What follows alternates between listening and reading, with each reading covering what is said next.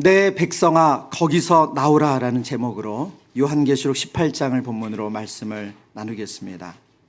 우리 지난 5일간 우리 매일 우리 새벽에 기도하시는 이 영적인 잔치를 사모하며 모이신 우리 사랑하는 성도님들에게 이 한 주간만의 은혜가 아니라 하나님께서 여러분의 인생 가운데 이 요한계시록을 생각할 때마다 이주해 주셨던 은혜가 여러분의 삶을 견인하기를 축복합니다. 어제 우리는 요한계시록 12장의 말씀을 통해서 영적 전쟁의 실체를 보았습니다.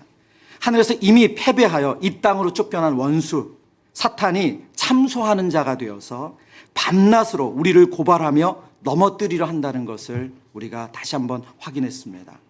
그러나 우리의 그 치열한 싸움의 한복판에서 우리는 결코 무력하지 않습니다. 왜요? 하나님께서 우리의 손에 어린 양의 피와 증언하는 말씀과 그리고 죽기까지 생명을 아끼지 않는 믿음을 우리 손에 승리의 무기로 주셨기 때문입니다. 그런데 성경은 우리의 영적 싸움이 단지 이 영적인 인격체인 사탄과만 싸우는 것이 아니라 또 다른 영적 싸움의 대상이 있다고 설명하거든요. 성경을 보면 크게 세 가지로 나눠집니다. 첫 번째가 어제 우리가 다룬 마귀 곧 사탄입니다. 사탄은 대적자, 고소자라는 뜻이고요. 마귀는 비방자, 이간하는 자라는 뜻입니다. 모두 하나님의 백성을 넘어뜨리려는 타락한 천사의 우두머리를 가르치는 단어입니다. 그는 우리를 직접 유혹하고 참소하고 하나님과의 관계를 망가뜨리려고 합니다. 그러나 동시에 하나님과의 대등한 존재가 아니죠. 한계 있는 피조물이고 그리고 어제 말씀처럼 어린 양의 피로 이미 패배한 존재인 줄 믿습니다. 두 번째, 우리 안에 또 다른 적이 있어요.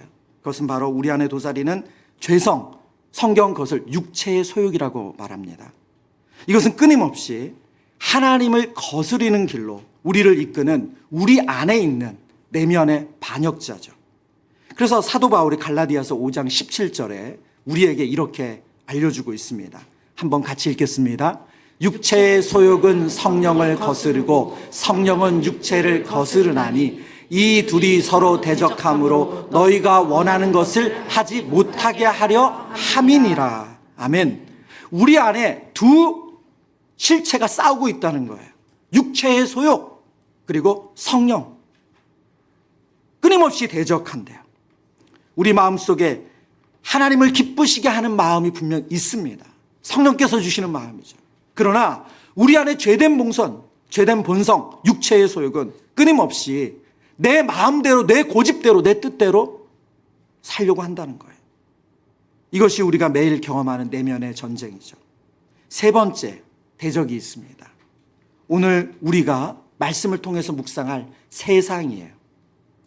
이 세상은 하나님께서 창조하신 아름다운 이 자연세계를 말하는 것이 아니라 요한 1서에서 이렇게 설명하죠. 요한 1서 2장 15절의 말씀입니다. 이 세상이나 세상에 있는 것들을 사랑하지 말라. 누구든지 세상을 사랑하면 아버지의 사랑이 그 안에 있지 아니하니. 여기서 요한이 말하는 세상은 하나님 없이도 행복할 수 있다 라고 말하는 그 세상 질서를 말합니다. 예를 들면 돈, 성공, 쾌락을 인생의 최고의 가치로 여기는, 그래서 그것이 만들어내는 문화와 질서, 그 가치 체계를 말하는 것이죠. 오늘 본문은 바로 이 세상을 바벨론이라고 명명합니다. 이 바벨론은 하나님의 백성을 미혹하는 거대한 영적 세력이 돼요. 여러분, 이 사단 마귀와 그리고 우리 안에 있는 육체의 본성, 이 죄성과 그리고 이 세상은 따로따로 놀지 않아요. 어제도 말씀 중에 그런 말씀을 나눴지만 사단은 우리의 죄성을 부추겨요. 우리의 명예욕을 부추기고 우리의 인정받고 싶은 것을 부추기고 또 우리가 뭔가 더 가지고 싶은 걸 부추기고 우리의 우울함을 부추깁니다. 세 원수는 서로 긴밀하게 협력합니다. 세상은 우리에게 탐욕과 교만이라는 무대를 제공하고 마귀는 그 무대 위에서 우리를 유혹합니다. 그리고 우리 안의 죄성이 그 유혹을 따라가도록 부추기는 거죠. 그러므로 영적 전쟁에 승리하기 위해서는 이 세 가지 전선 모두에서 우리가 싸움을 하고 있다는 것을 꼭 기억하셔야 돼요. 요한계시록 17장과 18장은 이 세 가지 대적 중 하나인 세상에 대해서, 그리고 우리가 이 세상과 어떻게 싸워야 되는지를 알려주고 있습니다. 그리고 이 세상은 우리가 피할 수 없어요. 필연적이에요. 그리스도께 속한 자로서 하늘의 시민권을 가진 우리가 필연적으로 바벨론의 가치관과 이 체계와 충돌할 수밖에 없습니다. 이제 말씀으로 들어가서 어떻게 이 바벨론의 유혹 앞에서 우리가 그 실체를 꿰뚫어 보고 그 죄에 동참하지 않으면서 승리할 수 있는가? 우리 성경이 가르치는 진리를 묵상하도록 하겠습니다. 첫 번째 영적인 진리는 이것입니다. 바벨론의 실체를 알라. 바벨론의 실체를 알라. 오늘 본문은 하늘의 천사가 외치는 강력한 심판의 선언으로 시작하거든요. 우리 본문 2절인데요. 요한계시록 18장 2절. 우리 잠을 깨는 의미에서 한 번 더 힘차게 읽어보겠습니다. 힘찬 음성으로 외쳐 이르되 무너졌도다 무너졌도다. 큰 성 바벨론이여 귀신의 처소와 각종 더러운 영이 모이는 곳과 각종 더럽고 가증한 새들이 모이는 곳이 되었도다. 아멘. 여기서 우리는 바벨론이 누구인지를 알 수가 있습니다. 요한계시록이 쓰일 당시에 하나님의 백성들이 억압받고 있었어요. 근데 그들을 다스린 나라는 바벨론이 아니죠. 로마였습니다. 그렇죠? 그러면 로마라고 해야 될 텐데 성경은 의도적으로 로마라고 명명하지 않아요. 로마 대신에 바벨론이라는 상징적인 이름을 사용하는 거죠. 왜일까요? 이것은 단순히 1세기에 로마 제국만이 그런 이 세상의 체계를 가지고 있었던 것이 아니라는 거예요. 역사 속에는 끊임없이 나타나는 모든 하나님 없는 세상의 권력과 시스템이 바로 그런 세상을 말한다는 거예요. 즉 바벨론은 과거의 도시 이름이 아니라는 거죠. 오늘날에도 여전히 우리의 삶 속에서 이 세상의 가치관과 문화와 그 유혹하는 이 세상의 질서가 바벨론이라는 거예요. 요한계시록은 이 장르가 묵시문학이라고 말씀드렸죠. 이 묵시라는 이 단어는 아포칼립스라는 헬라어거든요. 무슨 뜻을 가지고 있냐면 감추어진 것을 드러낸다는 거예요. 오늘 본문이 바로 그 역할을 합니다.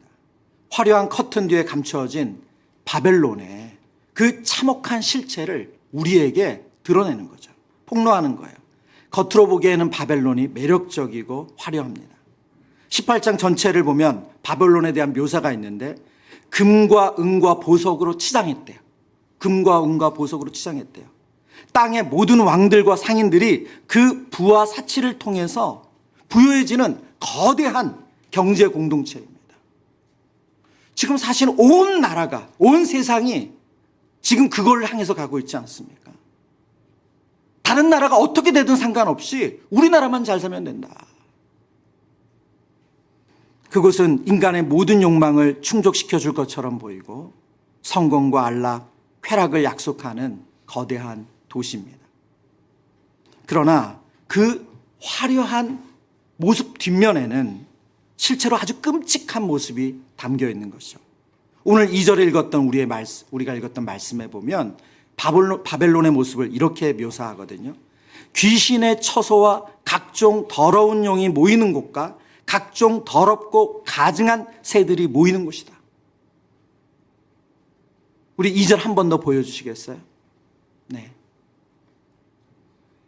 귀신의 처소와 각종 더러운 영이 모이는 곳과 각종 더럽고 가증한 새들이 모이는 곳이래요. 기술이 발전하고 삶이 많이 편안해지고 이전에 상상할 수 없던 것을 누리고 있는 것 맞습니다. 그러나 그 이면에는 너무너무 더럽고 추악하고 끔찍한 일들이 끊임없이 벌어지고 있어요. 그런데 그 모든 아름다움과 풍요는 사람들을 미혹해서 하나님에게 멀어지게 하려는 악한 영들의 기만이라고 말씀하는 거죠. 이 바벨론의 정체는 그 죄악의 특징을 통해서 더욱 분명하게 드러납니다. 여러분에게 사전 미션으로 우리 요한계시록 개강 강의 우리 천성민 목사님 강의를 들어보시도록 권면했습니다. 그 강의 속에 바벨론을 분별하는 기준이 나오죠. 오늘 본문에 나오는 내용과 똑같습니다. 동일합니다. 첫 번째는 바벨론의 핵심 죄악은 하나님을 무시하는 오만이에요. 요한계시록 18장 7절입니다. 우리 같이 읽겠습니다. 18장 7절. 그가 얼마나 자기를 영화롭게 하였으며 사치하였든지 그만큼 고통과 애통함으로 갚아주라. 그가 마음에 말하기를 나는 여왕으로 앉은 자요 과부가 아니라 결단코 애통함을 당하지 아니하리라 하니. 그가 얼마나 자기를 영화롭게 하였으며 사치롭게 하였는가. 지금 무슨 말이에요? 자신이 되게 뽐내고 잘났다는 거잖아요. 그런데 그 뒤에 뭐라고 말했습니까? 나는 여왕으로 앉은 자요 과부가 아니라 결단코 애통함을 당하지 아니하리라. 나에겐 결코 무너지는 일 없다. 이는 모든 것을 자기 힘으로 통제할 수 있다는 끔찍한 자기 확신입니다. 내 인생의 주인이 나라고 외치는 교만이죠. 하나님 없이도 안전한 미래를 만들 수 있다고 믿는 태도가 바로 바벨론의 오만입니다. 두 번째, 바벨론의 모습은 경제적인 착취 위에 세워진 모습이라는 거예요. 3절에 보면 땅의 상인들도 그 사치의 세력으로 치부하였다고 말합니다. 여러분, 바벨론의 풍요는 공의로운 분배의 결과가 아니라는 거예요. 지금 세계 곳곳에서 여러분 뉴스 보시면 세계 곳곳에서 대규모의 데모가 일어나고 있죠. 예. 뭐 우리나라도 이전에 그런 일들을 많이 겪었지만 지금 그런 일들이 계속 일어나고 있어요. 그 내용 중에 하나가 뭡니까? 공의로운 분배가 일어나지 않는데요. 지금 인도네시아가 난리거든요. 인도네시아 하원 의원들이 월에 받는 이 주택에 뭐 그 지원받는 금액이 400 몇십만 원이래요. 그런데 일반 근로자들의 그 월급이 20 몇만 원밖에 안 되는 거예요. 그 사실이 공개되자마자 젊은이들이 거리로 다 뛰쳐나와서 바벨론의 풍요는 공의로운 분배의 결과가 아니래요. 나의 번영을 위해 다른 이들의 경제적으로 그리고 그들을 이용해서 착취하는 시스템이라는 거죠. 우리의 소유가 하나님의 영광이 아닌 나의 자랑과 사치를 위해 사용되고 그 과정에서 이웃의 아픔을 외면한다면 우리는 이 바벨론의 경제 시스템에 동참하고 있는 거죠. 세 번째, 성경은 바벨론은 힘으로 연약한 자를 누르는 억압하는 곳이라고 말합니다. 바벨론은 관용과 너그러움을 베풀지 않고 인간의 품격을 떨어뜨리면서 힘으로 다른 사람을 제압합니다. 이 모든 오만과 착취, 억압의 뿌리에는 결국 하나님 한 분으로는 만족하지 못하고 다른 것에서 안정감을, 행복을 찾으려는 바로 영적인 음행이죠. 이것이 바로 우상숭배라는 거예요.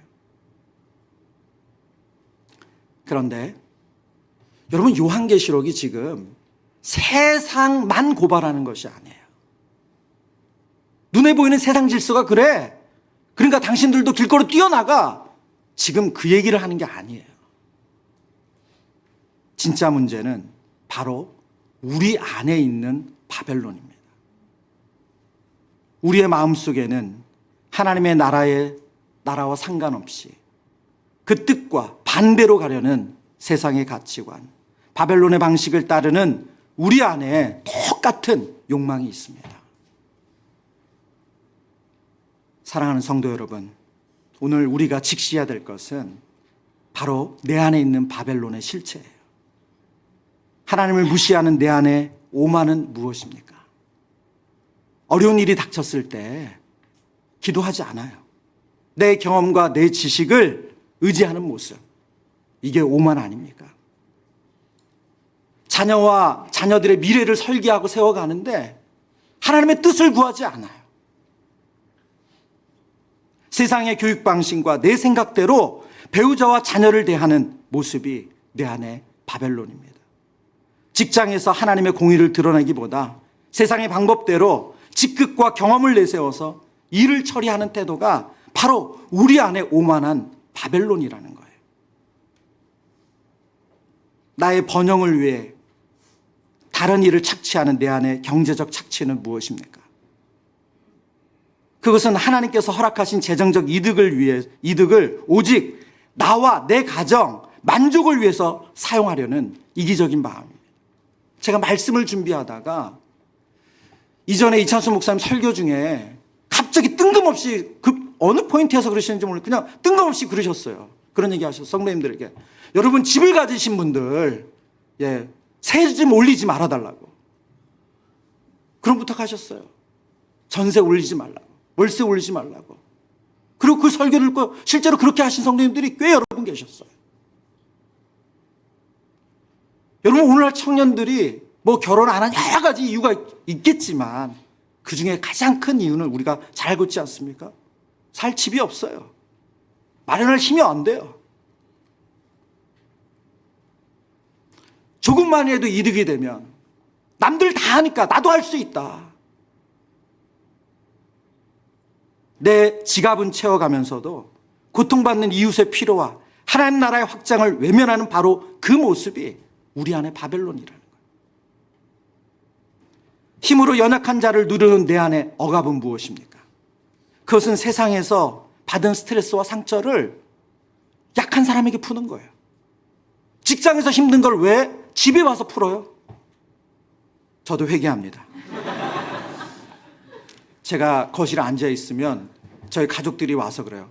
딱 눈썹을 만지면서 피면서 누구한테 팔 것 같아.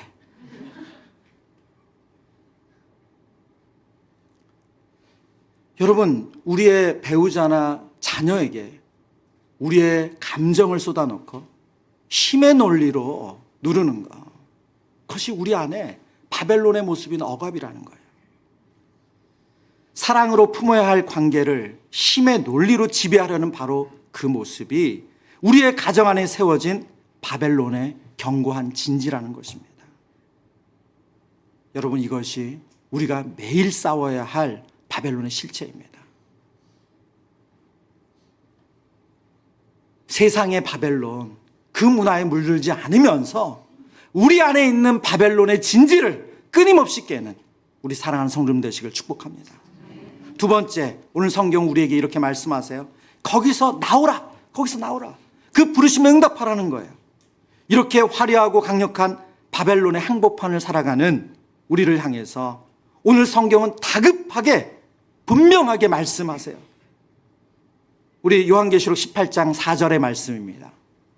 또 내가 들으니 하늘로부터 다른 음성이 나서 이르되 내 백성아 거기서 나와 그의 죄에 참여하지 말고 그가 받을 재앙들을 받지 말라. 내 백성아 거기서 나와 그 죄에 참여하지 말라. 여러분, 거기서 나오라는 명령은 무슨 뜻입니까? 여러분, 그것은 세상을 등지고 어디 산으로 어디 다른 고립된 곳으로 가라는 말씀이 아니에요. 그렇다고 한다면 우리는 세상에 소금과 빛된 사명을 살아낼 수가 없습니다. 이 명령은 바벨론의 심장부에서 살아가되 바벨론의 가치관과 방식을 따르지 말라는 거룩한 구별로의 부르심인 줄 믿습니다. 성경은 일관되게 가르치는 것이 세상 속에 있으나 세상에 속하지 않는 제자의 모습입니다. 우리의 몸은 바벨론이라는 세상 속에 살지만 우리의 시민권과 가치체계, 삶의 방식은 하늘에 속해 있기 때문에 구별해야 한다는 뜻이에요. 여러분, 나 혼자 산다나 또 뭐죠? 산에 들어가서 이렇게 하시는 거 그런 거 보셔도 됩니다.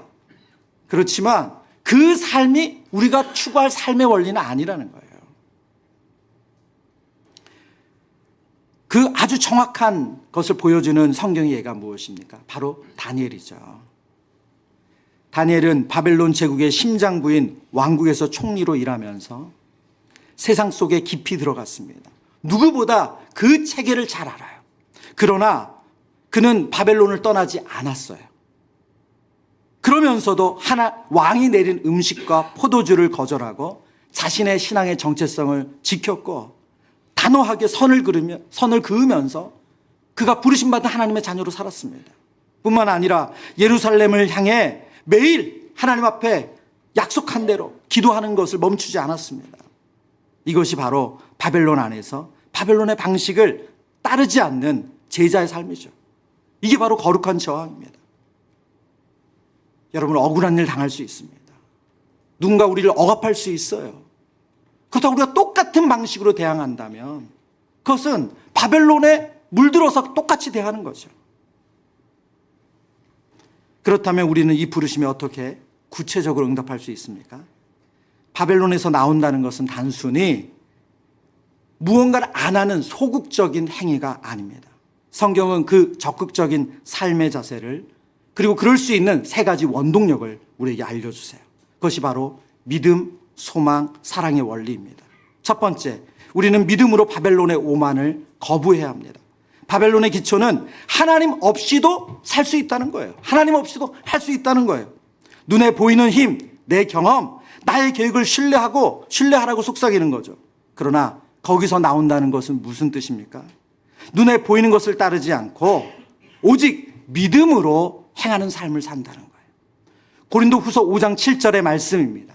우리 같이 읽습니다. 시작. 이는 우리가 믿음으로 행하고 보는 것으로 하지 아니함이라. 우리가 믿음으로 행하고 보는 것으로 하지 아니함이라. 보이는 세계가 전부가 아니라는 거예요. 하나님 약속한 말씀을 믿음으로, 그 믿음의 원리로 순종하며 사는 것이라는 거예요. 그것은 내 힘에 통제하려는 교만을 내려놓고 보이지 않는 하나님의 주권과 약속을 신뢰하는 것입니다. 매일 아침 여러분 출근하시면서, 이동하시면서 하나님, 내 인생의 운전대를 잡는 것은 내가 아니라 하나님이십니다. 하나님이 제 삶의 방향을 결정하시고 이끄실 줄 믿습니다. 내 지혜가 아니라 말씀의 지혜를 구하며 자녀를 양육하고, 내 경험이 아니라 하나님의 지혜와 공의를 의지하며 직장 생활에서 하나하나 우리에게 주어진 과제를 풀어가는 것, 그것이 바로 바벨론의 이 오만함과 맞서는 것입니다. 두 번째, 우리는 소망으로 바벨론의 탐욕을 이겨야 합니다. 바벨론은 지금 여기서 누리라는 거예요. 더 많이 가지고 여기서 누리라는 거예요. 땅의 것들에 우리의 모든 안정과 행복을 걸라고 말합니다. 그러나 거기서 나오는 건 뭐예요? 이 땅이 아닌 장차 하나님께서 우리에게 마련해 주신 그 천국, 요한계시록의 표현으로는 새 예루살렘의 소망을 두는 거예요. 골로새서 3장 1절과 2절의 말씀입니다. 그러므로 너희가 그리스도와 함께 다시 살리심을 받았으면 위의 것을 찾으라. 거기는 그리스도께서 하나님 우편에 앉아 계시느니라. 2절 같이 읽습니다. 위의 것을 생각하고 땅의 것을 생각하지 말라. 아멘. 썩어 없어질 땅의 보물이 아니라 영원히 하나님이 기억하실 하늘의 보물에 마음을 두는 것, 그것이 바벨론의 탐욕스러운 이 경제 시스템에서 우리가 자유로워지는 길이라는 거예요. 여러분, 그 방법 중에 하나가 우리가 남을 섬기는 거예요. 흘려보내는 거예요. 그래서 우리가 고난주간에 우리가 은혜 받았는데 그것을 우리만 누리는 것이 아니라 어려운 이웃, 돌봐야 될 이웃에게 그것을 흘려보내는 거예요. 그 정신이에요. 여러분, 남을 도와보신 분은 아실 거예요. 누군가에게 내 돈 10,000원, 4시간, 1시간 쓰는 거 정말 쉬운 일이 아닙니다. 그게 끊임없이 더 얻고자 하는 이 바벨론의 문화 안에서 우리가 저항하는 거예요. 생각보다 넌크리스찬들이 교회 안에 들어오는데 걸리는 장벽 중에 하나가 이 돈이더라고요. 이 물질이에요. 어떤 분이, 제가 지난주에 들은 얘기예요. 어떤 분이 그 넌크리스찬인 친구분하고 이야기를 하다가 그 친구분이 그랬다는 거예요. 그 교회 간다는 뭐 이런저런 얘기하니까 그 교회 참 좋네 이런 얘기 하면서 입회비가 얼마야? 예, 입회비가 얼마냐요. 거기 좋다고 말하니까. 여러분, 그게 바로 세상의 시스템이죠.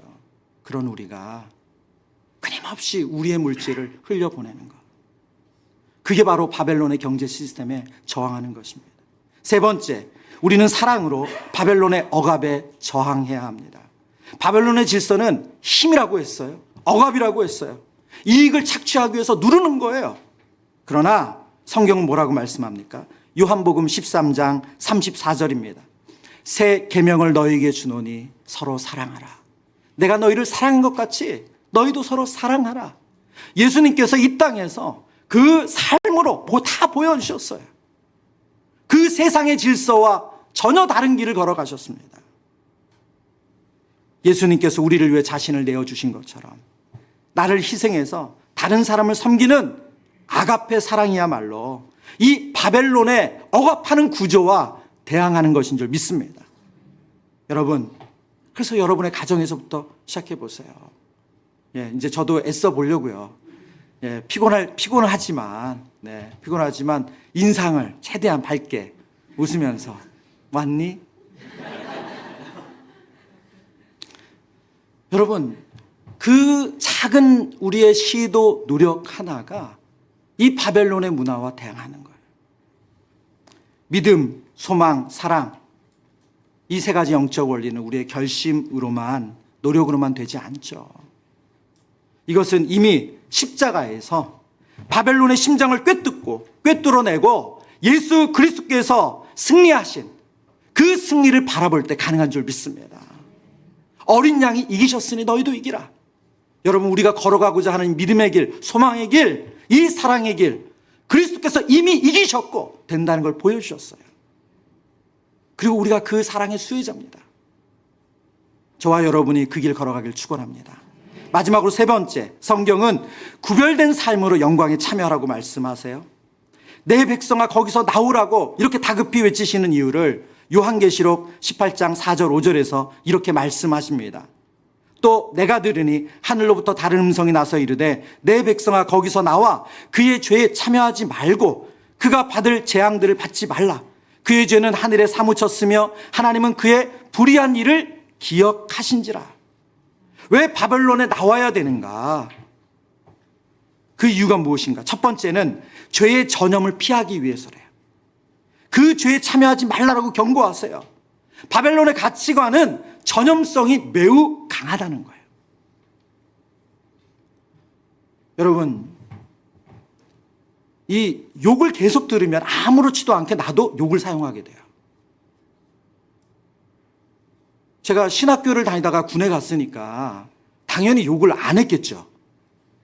여러분의 표정은 무슨 뜻인가요? 몰라, 뭐 이런 건가요? 여러분, 그런데 훈련소에 입소하면서부터 군 생활은 거의 7, 80%가 욕이더라고요. 난 세상에 그렇게 많은 욕이 있는지 몰랐어요. 욕이 하늘에서 내려와요. 땅에서 솟아나요. 정말. 근데 여러분, 그렇게 시간을 1년, 2년 보내니까 저도 모르게 후임병이 들어왔는데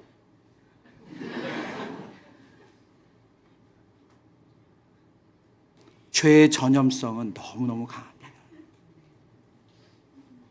여러분, 부동산으로 모든 게 다 된다는 분이 여러분 주변에 가까이 있으면 여러분도 마음이 그리로 갈 수밖에 없어요. 이거 해봐, 이거 좋아.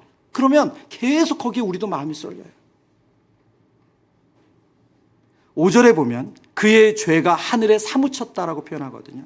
근데 원어적인 의미는 악교처럼 달라붙어 층층이 쌓였다는 의미예요. 죄가 한 번의 실수가 아니라 반복되고 고착화되어서 죄의 탑이 쌓여간다는 거예요. 창세기 11장이 바로 그 대표적인 예입니다. 사람들이 하나님 없이 스스로 이름을 높이고자 쌓아 올린 그 탑, 그 교만의 탑, 그것은 한 번의 죄가 아니라 그 고착화된 삶이 쌓여서 그 탑을 만들었다는 거예요. 그 탑은 결국 어떻게 됐습니까? 무너졌죠. 사랑하는 성도 여러분, 오늘 우리는 작은 타협과 미혹된 습관이 모여서 결국 우리도 죄의 탑을 쌓고 있는 거 아닙니까? 작은 거짓, 작은 욕심, 작은 불신앙이 내 인생과 가정, 교회 구조 속에서 그것이 쌓여서 죄된 문화와 죄된 탑을 만든다는 거예요. 그래서 성경은 이 죄의 탑을 함께 쌓지 말라고, 거기에 참여하지 말라고 간절하게 호소하시는 겁니다. 두 번째 이유는 심판을 피하게 하기 위해서 우리에게 말씀하세요. 본문은 그가 받을 재앙들을 받지 말라고 선언하세요. 바벨론의 멸망의 가능성은 그렇게 될 것이 아니라 이미 확정된 미래입니다. 어린 양이 이기신 것이 확정된 것처럼 바벨론의 멸망은 확정됐다는 거예요. 그러니 그 무너지는 배, 그 실패한 배에, 그 심판받을 배에 탑승하지 말라는 거예요. 하나님은 그 필연적인 심판에서 자기 백성을 구원하길 원하세요. 마치 멸망 직전에 소돔에서 롯과 그의 가족들을 구원해내신 것처럼, 그래서 오늘 그 심판의 자리에 들어가지 말라고 말씀하십니다. 한 가지 예화로 설교를 마치려고 합니다.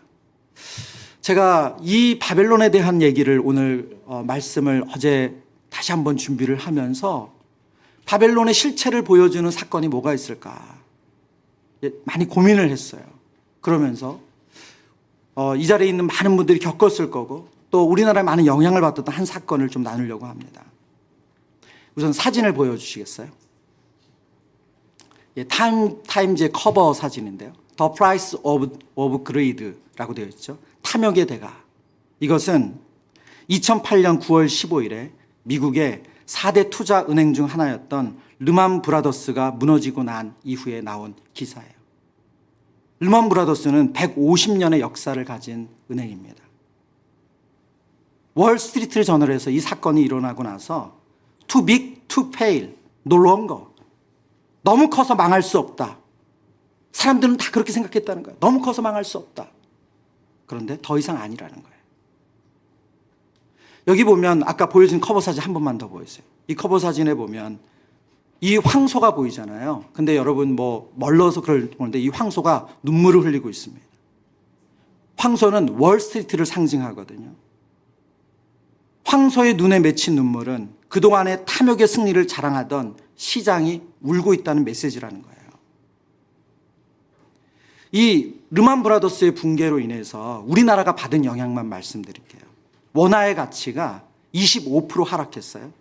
코스피가 약 27% 폭락했습니다. 2008년에 우리나라 성장률이 2.3%였는데 그 다음해인 2009년에 0.2%까지 주저앉았어요.